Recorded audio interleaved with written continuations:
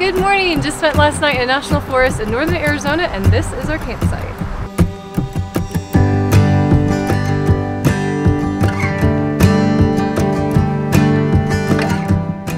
Alright, so I'm going to give you a quick tour of the inside of the tent. I'm going to do a video later that's like really more descriptive and like my thoughts and the pros and cons on our rooftop tent. So basically the rooftop tent that we have is a Roofnest Condor XL. The size of the mattress is, I think it's a little bit bigger than a king-size bed, so it's really big. It can fit 4 adults. We have actually slept 4 adults in here when we've done like head to toe and toe to head kind of thing. Comfortably, 3 adults, like 4 adults was definitely a bit of a stretch. We only did it for one night, so it wasn't that big of a deal. But definitely really, really comfortable for 2 people. We've got loads of room. We have our bags up here. We've got Strider's dog bed up here, so there's lots of space up here. One of the features I really like about this tent is that there's a strip of lights that comes like embedded or that comes with the tent, and the strip of lights just gets hooked into any like portable charging device by USB, and you can just plug it in, so that way you can just have lights in here and you don't have to just use like a headlamp when you're in the tent. And so that's just a really nice feature that that comes with it. And you've got 2 little pockets on the side here just to put like your phone or whatever else you want to keep in there during the night. Obviously everything else just kind of works like a tent, you know. They got like this skylight kind of window where you can look out and look at the stars, and so that's really nice. There also is a rain fly that goes over the entire tent, so that when it's raining, obviously nothing can, you know, it repels the water pretty well. We have camped in this before in the rain, and it did repel the water pretty well.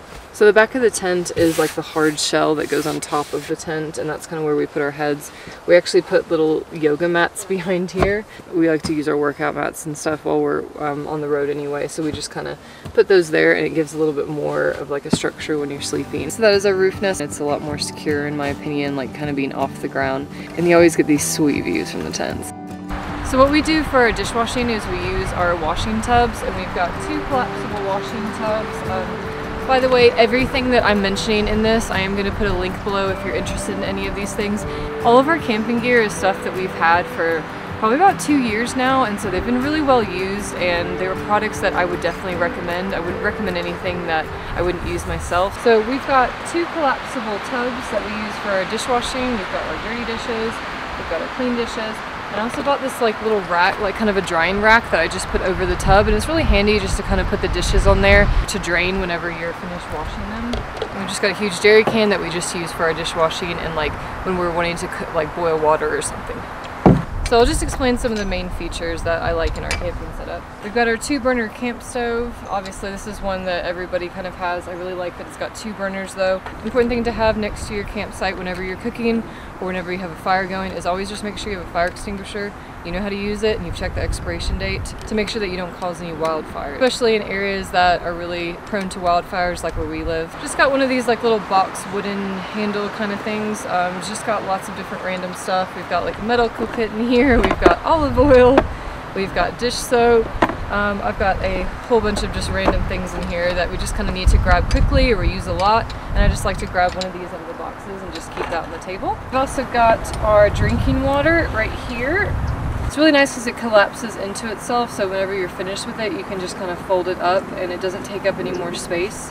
This has just got a little lever so you can just go on and off. So this is our camping table. It's a really cheap one. I think we like got it at Walmart or something. It's really nice because it folds in half, and so it doesn't take up a lot of space. And it's also got this nice handle for carrying. And it's really useful to have this, especially if you're doing a lot of dispersed camping, because at campsites and everything you're going to have picnic tables for you to do your cooking and everything, but we obviously in dispersed camping you never know what you're going to get, and so always useful to have a table. So we've still got our kitchen tub, which has got lots of stuff, and then we've got our like other tub. I've just got lots of random things in here. We've got this awesome like portable campfire. I'll probably put a picture up here of what it looks like. You set up like these 4 metal legs, and you put a mesh in the middle, and then you can put wood on top of it. This is really handy to have, and you can just build a campfire almost anywhere where you're obviously allowed campfires. Hello. So this is probably something that I actually wouldn't buy again. So this is a solar shower, and it's supposed to be that you fill this up, you put it out in the sun, and you're supposed to have hot water, and it does work like that, not so much in cold areas. In hot areas, it just gets so hot that you can't even take a shower because it's just way too hot.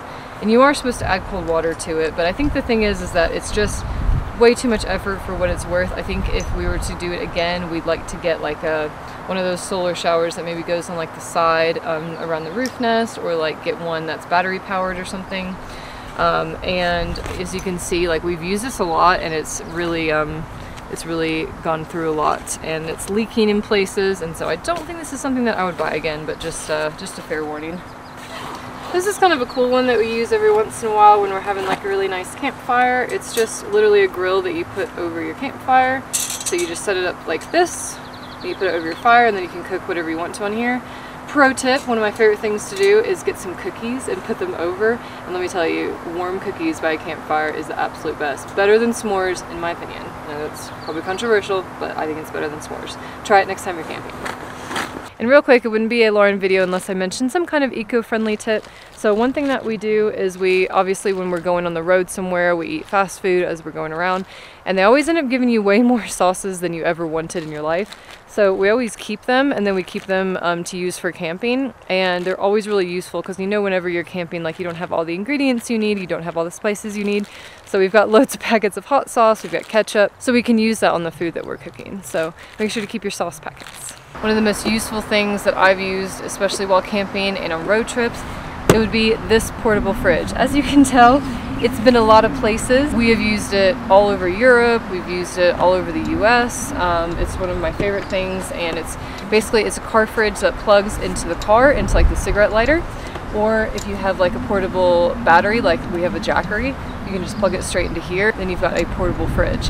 It's not necessarily the same temperature as a fridge, but I think what it is, I can't remember exactly the details, but it keeps it like 30 degrees cooler than what the air temperature is outside. So whatever it is outside, it'll basically just keep it that much colder. Want to get one, I definitely have the link in the description down below. It's not the exact same one, but it's very similar. I think we've had this fridge for about 4 years, so they don't make it anymore. This trash bag actually needs to go on our little trash bag hook. We've got a recycling box for our bottles and our cans. And then don't forget that you can also recycle these propane tanks, and most of the time you can find them at any major campsites. Alright, and please excuse the messy car, we're still packing up everything, but this is a new purchase that I just made recently, and I don't know why we didn't do it before, because we've got so much stuff that we have to charge up, especially like when I'm doing filming, and we've got cameras, and we've got the portable batteries, we've got our car fridge, we've got lots of things. So this is something that I never knew I needed until recently. It is just basically like an extension cord for your car. You plug it into a cigarette lighter, and you've got, this one has 2 outlets, A and then 2 USB-C chargers. You can charge like lots of different things using this, which is really great. Okay, take 3. So this is something that I never thought that we were going to be buying, but we ended up really needing, and now I'm really glad we have it because so last year we were camping at the Petrified Forest in Arizona. We did some dispersed camping outside of the park. But as we were packing up the car, I decided just to turn on the car battery just enough to charge a few things. I like had the car fridge plugged in, I had our Jackery charging back up, and like a couple phones or something, and not realizing how long it was going to take us to put the camp together. I think we were just moving really slow or something. I ended up killing the car battery. So we were actually in an area that we didn't have any cell phone signal, which is actually pretty dangerous. And thankfully there was one other person that was still at the campsite because we had had a leisurely morning. And so we were able to get them to come over, and we had our jumper cables, and we were able to jump back the battery.